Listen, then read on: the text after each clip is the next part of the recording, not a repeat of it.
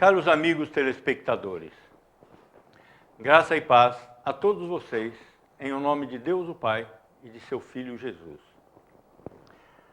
Nós hoje estaremos dando continuidade ao nosso bloco referente ao aborto. O ponto de vista bíblico, o que nos diz a Escritura a respeito do aborto?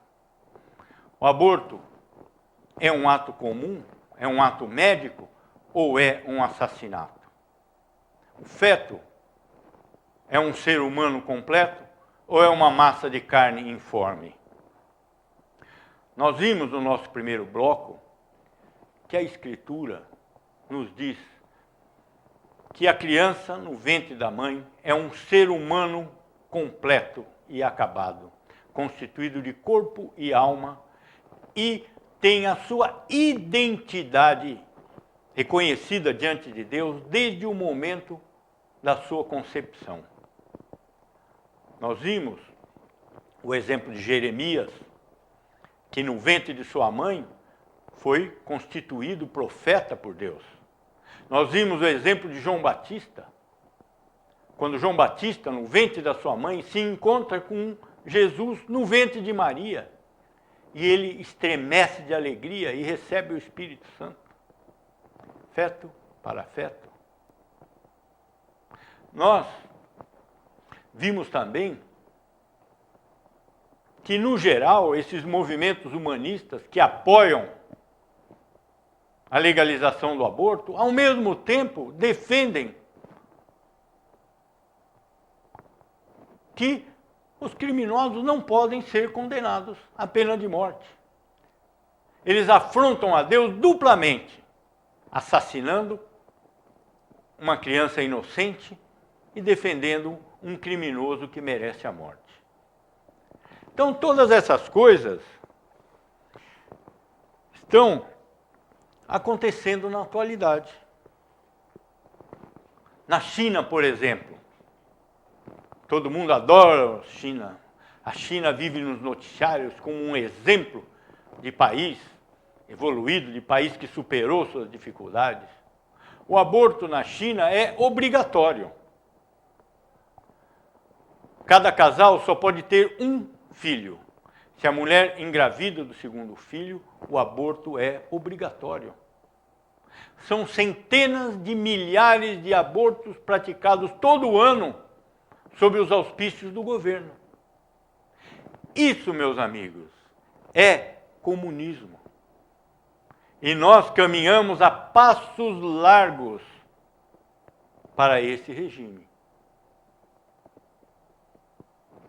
Nós caminhamos a passos largos para a implantação do comunismo no Brasil. E o comunismo é isso. É a legalização do aborto, é uma série de aberrações contra a lei de Deus que se praticam em nome da humanidade. Então, nós hoje vamos dar continuidade ao nosso assunto. Nós, então, já vimos que a criança no ventre da mãe é um ser humano completo. Já recebeu de Deus a sua alma e tem um corpo, como nós já vimos. Nosso corpo hoje não é o mesmo corpo que nós tínhamos quando tínhamos 1 ano de idade. Aquele era o meu corpo. Esse é o meu corpo, é o mesmo corpo. Quando eu tinha 20, 30, quando eu estava no ventre da minha mãe, era o meu corpo, era o mesmo corpo. Daqui 5 anos, se eu ainda estiver vivo, meu corpo também não vai ser mais o mesmo.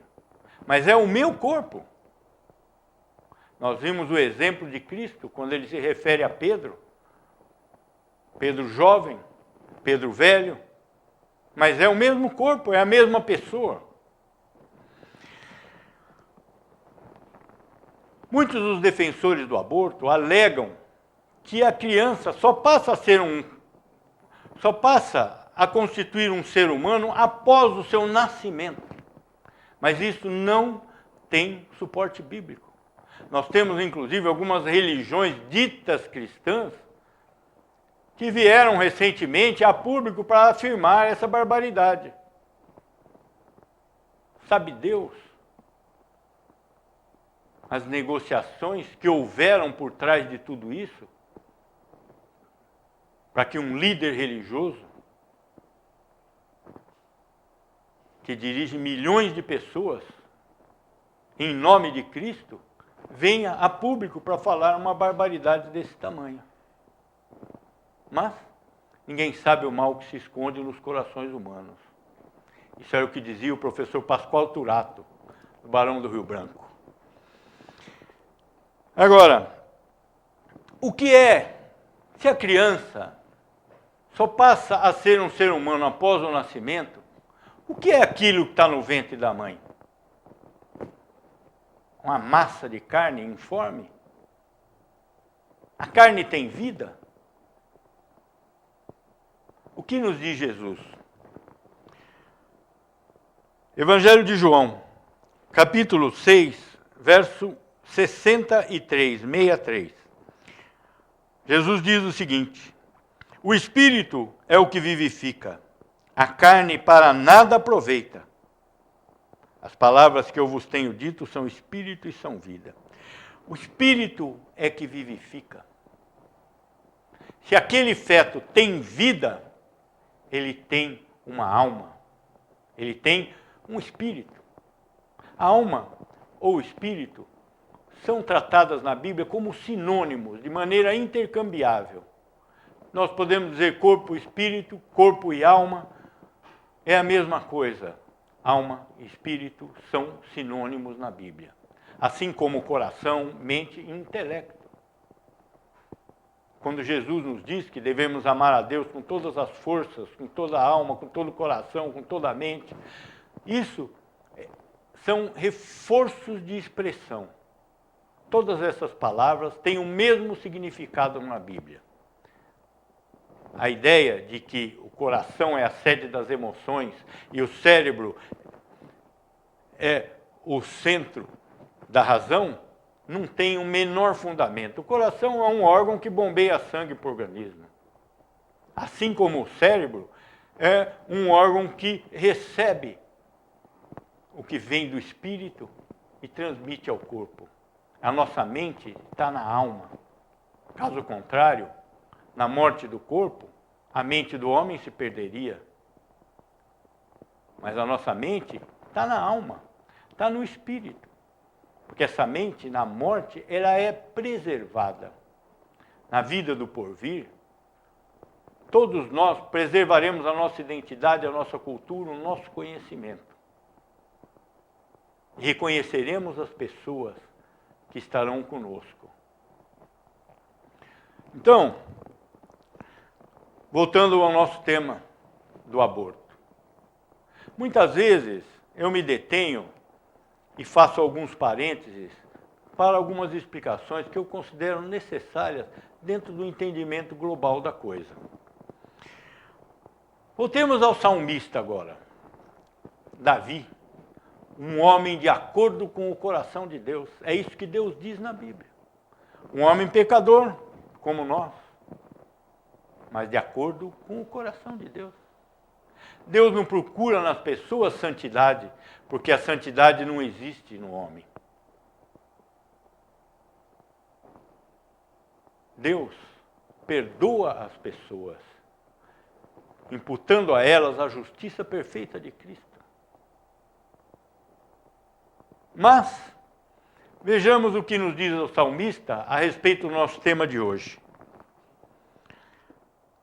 Salmo 139, verso 16. Davi está elevando as suas palavras a Deus.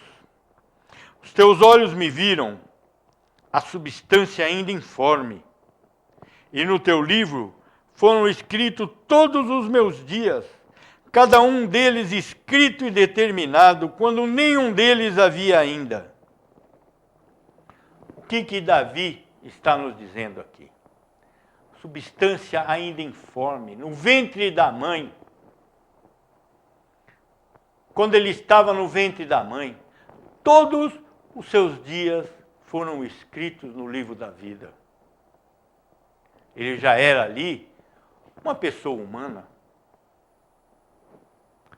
Não existe nenhuma pedra escrita no livro da vida. Não existe nenhum pedaço de carne inscrito no livro da vida do Cordeiro. Somente homens e anjos estão escritos naquele livro. E Davi está nos dizendo, quando ele era substância ainda informe no ventre da mãe, os seus dias estavam escritos no livro da vida. Cada um deles escrito e determinado, quando nenhum deles existia. Esse era Davi no ventre da sua mãe. Nesse mesmo salmo, Davi dialoga com Deus e se refere a esse relacionamento antes do seu nascimento. Vejamos, Salmo 139, verso 13. Pois tu formaste o meu interior, tu me teceste no seio de minha mãe. Davi está dialogando com Deus,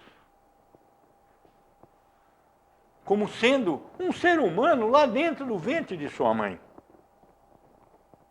E mais uma vez, esse mesmo Davi nos dá mais uma luz a respeito desse tema. Por que Davi era um homem de acordo com o coração de Deus? Davi jamais foi uma pessoa vaidosa. Davi jamais arrogou a si mesmo qualquer bondade, qualquer mérito para a sua salvação diante de Deus. Ele sempre se colocou humildemente à mercê de Deus, à mercê da justiça de Deus. Davi nunca colocou a Deus a sua própria justiça, o seu próprio mérito. Vejamos o que ele nos diz no Salmo 51. Ele se confessa pecador diante de Deus desde o momento de sua concepção. Ora, uma massa de carne não é pecadora. Somente um ser humano completo e acabado é pecador diante de Deus. Vejamos o que ele nos diz. Salmo 51, verso 5. Eu nasci na iniquidade, e em pecado me concebeu a minha mãe. Esse pecado que Davi se refere não é o pecado sexual do ato da concepção. O sexo não é pecado dentro do matrimônio, dentro das normas estabelecidas por Deus. O sexo foi dado ao homem da mesma forma que foi dado o alimento, foi dado o sono, foi dado a vida, foi dado a respiração. O sexo é uma necessidade para a procriação, para a proliferação da humanidade. Quando Deus cria Adão e Eva, o que ele diz? Crescei-vos e multiplicai-vos. Tomado desta forma, o sexo é uma ordem divina para a procriação. Então, o pecado a que Davi se refere não é o sexo. É o pecado original, é o pecado de Adão. É o pecado de Adão que nos foi imputado por Deus desde o momento da concepção. E esse pecado só pode ser imputado a um ser humano. Nós estamos vendo agora a humanidade do feto do ponto de vista negativo da lei de Deus. Da mesma forma, Esaú e Jacó estavam no ventre da mãe. Jacó debaixo do amor de Deus. Esaú debaixo da ira de Deus. Deus diz com relação a Jacó: amei Jacó. Deus não pode amar uma massa de carne informe. Deus ama seres humanos, Deus ama anjos. Ele amou Jacó no ventre da mãe. Ele odiou Esaú no ventre da mãe. Deus não odeia uma pedra, não odeia um pedaço de pau. Ele odeia seres humanos, anjos caídos. O amor e o ódio de Deus só podem ser destinados a criaturas racionais, a homens e anjos. Um leão não peca quando ele mata uma zebra para se alimentar. Nem um jacaré quando ele pega uma garça. Nem uma pedra que num tremor de terra rola morro abaixo, destrói residências, mata gente, um monte de gente. Ela não é culpada de nada. Somente um ser humano, somente um ser racional pode ser culpado de pecado diante de Deus. Então nós vimos os exemplos bíblicos de Jeremias, que foi constituído profeta às nações dentro do ventre da sua mãe. Nós vimos o exemplo de João Batista, que recebe o Espírito, estremece de alegria dentro do ventre de sua mãe. E nós vimos que o pecado também é imputado ao feto, no momento do nascimento. Só pode ser imputado a um ser humano completo.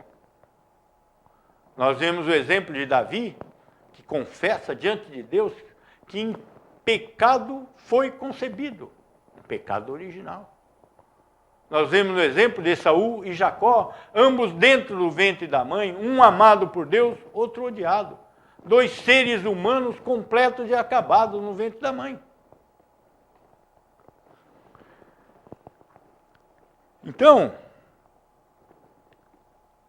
nós temos que ver outra coisa.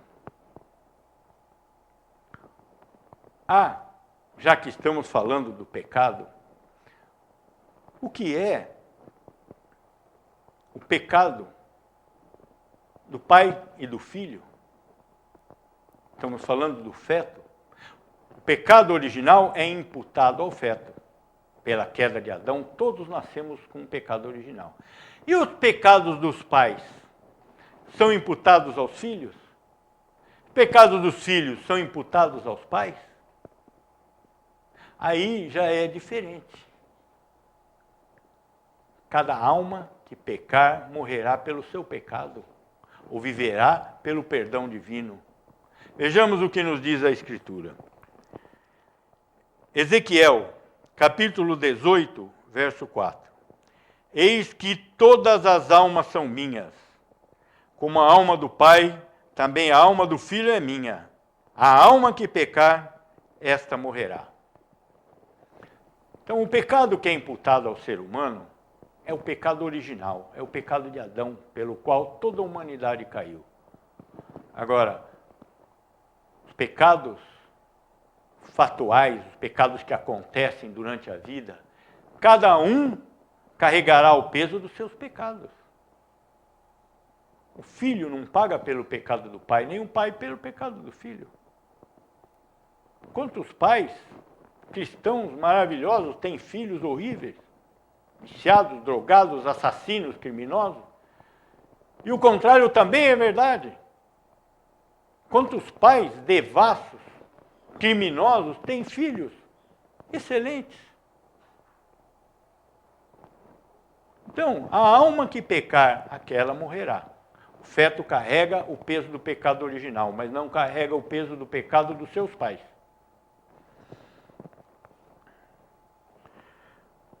Mais um trecho que diz respeito ao aborto, que está nas leis de Moisés. Esse trecho relata um fato de dois homens que brigam e ferem uma mulher grávida. Então, esse trecho muitas vezes é mal interpretado. Mas nós vamos ver aqui o que nos diz a Bíblia nesse trecho, e nós vamos trazer aqui uma interpretação correta, à luz da tradução correta do trecho hebraico, que deu origem a isso aqui. Vejamos.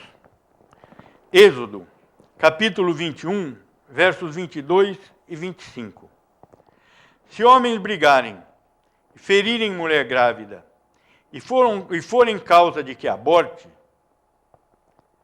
esse aborte aqui é uma palavra hebraica, é yatsa, que se refere a nascimento prematuro. Porém, sem maior dano, aquele que feriu será obrigado a indenizar, segundo o que lhe exigir o marido da mulher, e pagará como os juízes lhe determinarem. Mas, Se houver dano grave, então dará vida por vida.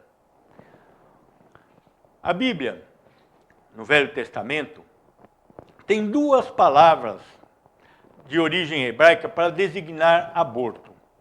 Uma delas significa morte. A outra, que está presente nesse verso, significa nascimento prematuro. Então, muito da ignorância na interpretação desse verso vem do mau conhecimento da origem da palavra. Essa palavra, aborte, nesse verso, significa forçar um nascimento prematuro. Então, o que está nos dizendo esse verso? Se os dois homens brigarem e ferirem a mulher grávida, provocarem um nascimento prematuro, que a criança nasça viva e a mulher permaneça viva, ele vai ter que pagar uma indenização pelo transtorno que ele causou. Agora, se morrer a criança ou a mulher, essa pessoa pagará com a própria vida pela vida que ele pôs a perder. Então, aqui também nós vemos mais uma vez que na lei Moisés atribui à morte do feto um assassinato. A morte provocada do feto é um assassinato. Uma mãe inconsciente que toma droga, que bebe, que leva uma vida depravada e vem a abortar por esse motivo, é culpada do aborto tanto quanto um médico que instrumentaliza esse aborto voluntariamente.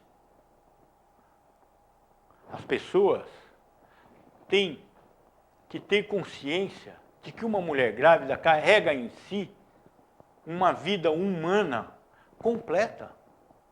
Cabe à mulher grávida o cuidado com a vida do feto, tanto quanto ela cuida da sua vida. Aliás, isso está implícito nesse mandamento, não matarás. O cuidado com a própria vida, o cuidado com a vida de seus filhos, mesmo estando no seu próprio ventre.